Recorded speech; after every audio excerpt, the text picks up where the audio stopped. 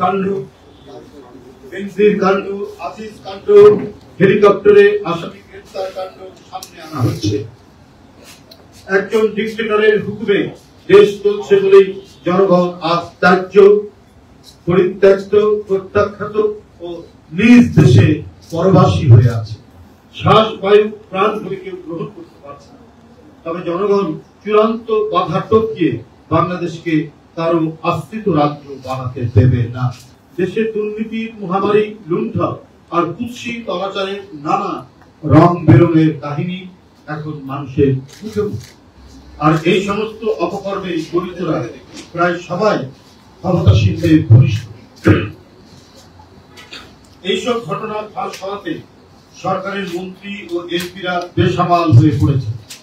আগামীকাল বিএনপির পক্ষ থেকে, বাংলাদেশ জাতীয়তাবাদী দল বিএনপির পক্ষ থেকে সমাবেশের কর্মসূচি ঘোষণা করা হয়েছে।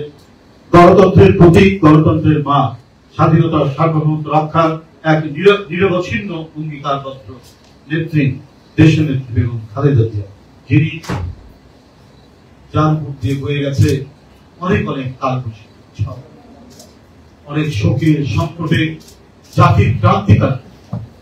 নিজের জনগণের প্রতি তিনি ছিলেন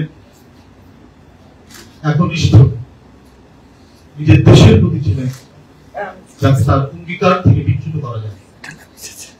বন্ধুরা আমার, সেই নেত্রী আন্তর্জাতিক মাস্টার প্ল্যান অনুযায়ী মিথ্যা মামলায় ঘরবাসী সাজা দিয়ে বন্দী করা হয়েছিল 2018 সালের 8 ফেব্রুয়ারি। আমরা তাকে কেন গ্রেফতার করা হয়েছিল আমরা এখন তার বহিঃপ্রকাশ দেখতে পাচ্ছি। নানা চুক্তি, নানা ঘটনা, স্বাধীনতা একটু একটু করে ক্ষয়ে যাওয়া, সার্বভৌমত্ব আমাদের মুষ্টিরে একের পর এক স্থাপনা, যে চুক্তি করছেন, যে মেমোরেন্ডাম অফ আন্ডারস্ট্যান্ডিং সই করছেন, যে লেটার অফ ইন্টেন্ট প্রমাণিত হচ্ছে যে এই যে দেশ বিরোধী চুক্তি, এই চুক্তির বিরুদ্ধে অফুরন্ত প্রাণ শক্তিতে যিনি প্রতিবাদ করতেন, তার জনগণকে নিয়ে, জাতীয়তাবাদী শক্তিকে নিয়ে, তাকে আগেই বন্দী করে রাখা, তাকে নানাবিধ ষড়যন্ত্র করে খাবারের পক্ষে ওষুধ দিয়ে আস্তে আস্তে তাকে নিঃশেষ করে এই চক্রান্তের অংশ হিসেবে আজ 5-6 বছর দেশনেত্রী বেগম খালেদা জিয়া নিঃশর্ত মুক্তির দাবিতে আগামীকাল 29 জুন 2024 রোজ শনিবার কেন্দ্রীয় কার্যালয়ের সামনে সমাবেশ অনুষ্ঠিত হবে।